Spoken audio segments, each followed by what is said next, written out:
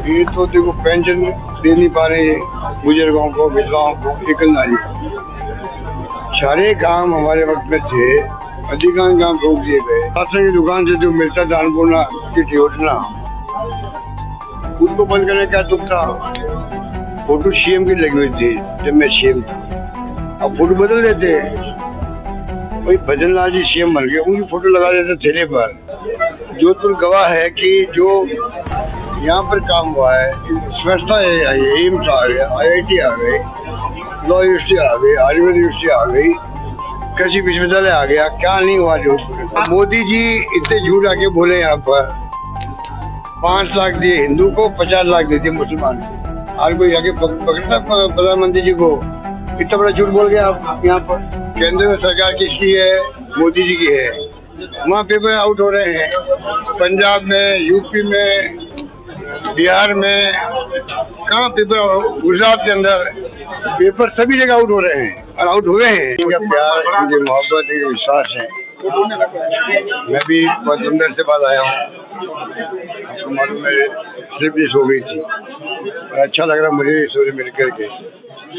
और ये भी मैं कहना चाहूँगा इस मौके पर, जो भी पेंडिंग काम है जो हमारी सरकार के वक्त में हमने स्वीकृत किए थे, चाहे वो स्पोर्ट्स के हो, एजुकेशन के हो, किसी संबंध में हो, और तो निश्चित जनों के लिए विश्वविद्यालय बनाए हमने, उनको भी जो जिस प्रकार काम होना चाहिए हो नहीं पा रहा है।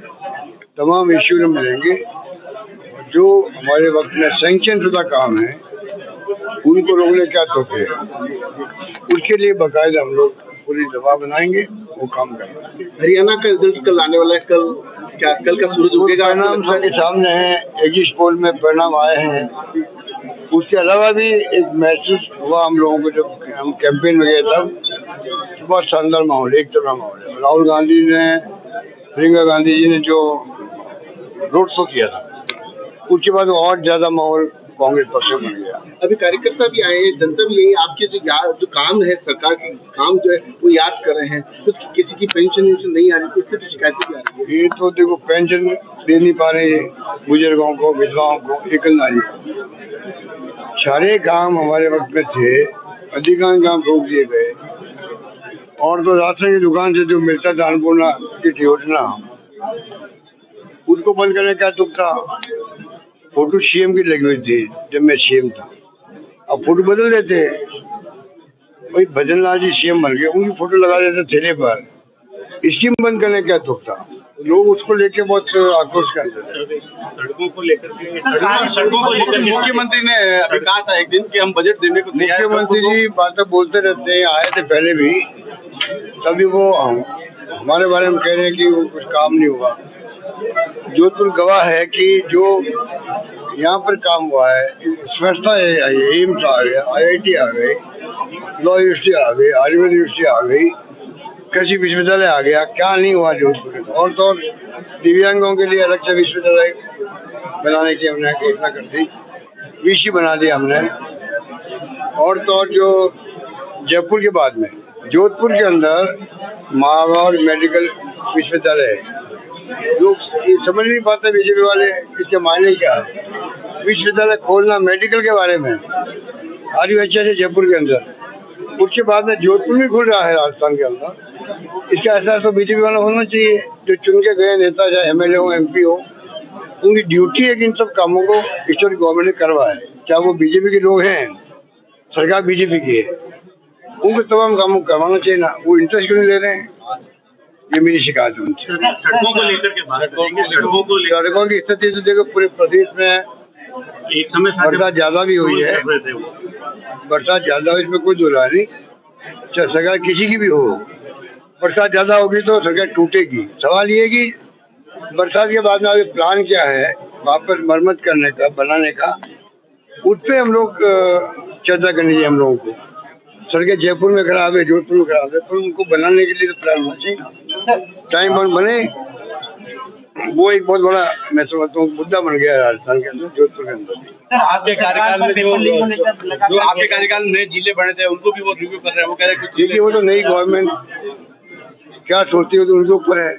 मैंने कहा कि और जिले बनने की संभावना राजस्थान में है, और जिले अधिक, क्योंकि जितना जिला छोटा होगा वहाँ के लोगों को, चाहे किसान हो, चाहे मजदूर हो, चाहे आम आदमी हो, सबके काम पड़ते हैं सरकार से, जिला प्रशासन से, तो उनके काम बहुत दूर 200 किलोमीटर जाते हैं, 200 किलोमीटर जाते हैं, वो 50-60 किलोमीटर हो जाए तो आसानी रहती लोगों को। हमने प्रयोग किया था दूध को बना करके, वो छोटा जिला है, वो हमने प्रयोग किया, अगर ये काम है वो तो हम और सोचेंगे क्या करना है। सरकार चली गई हमारी। तो आपके कार्यकाल में जितना काम हुआ उसके बावजूद जनता ने आपको स्वीकार नहीं किया, क्या ये डेमोक्रेसी की तो यही तो बात है, डेमोक्रेसी है।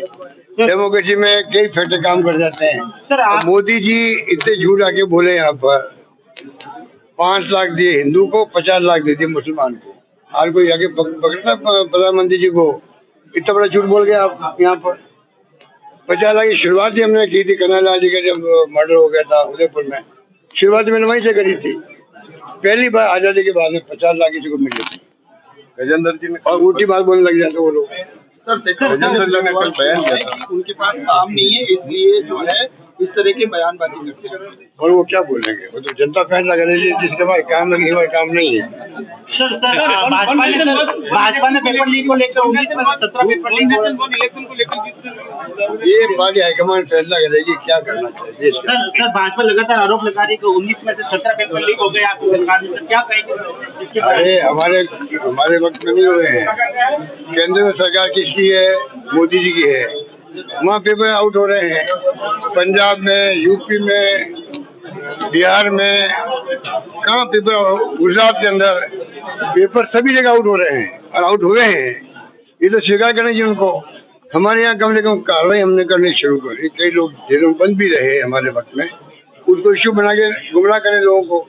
मैं कहना चाहूँगा कि उनको गुमराह करने के बजाय जो नौजवान है, बेरोजगार है, छात्र है, युवा है, उनके लिए हमने जो 2-4 लाख नौकरियां दी थी लोगों को, इनको भी आगे आकर के नौकरी देनी चाहिए उन लोगों को, बजाय इसके कि आप अगर वही लेके बैठे रहेंगे पेपर लीक, तो आप कर भी कीजिए, जेलों में भेजिए उनको, कौन मना कर रहा है उनको, चाहे कोई भी हो। वो तो नहीं हो रहा है। और आप उसके बजाय उल्टा मतलब टाइम वेस्ट करें उसको बार बार उठा करके युवाओं को गुमराह करने के लिए। ये सरकार का काम नहीं होना चाहिए गुमराह करना। सरकार का काम होना चाहिए कैसे हम नौकरी लगाए लोगों के लिए, कैसे बेरोजगारी के लिए, इतनी बड़ी समस्या देश के अंदर है, प्रदेश के अंदर है, चाहे महंगाई हो चाहे बेरोजगारी हो, सबको मालूम है। इस पे उनका ध्यान जाना चाहिए, मेरा उनसे आग्रह रहेगा। सर आरपीएससी के सदस्य जो वसुंधरा सरकार में थे वो भी पेपर लीक मामले में गिरफ्तार। आरपीएससी के बारे में थोड़ी गलतफहमी लोगों को है।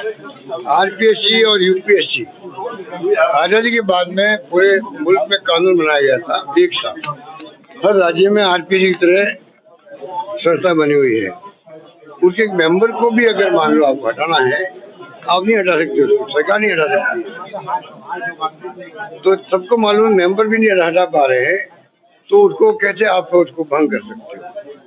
अगर भंग करने का कोई तरीका हो तो वो बताए, तो हम भी सोचे भाई क्या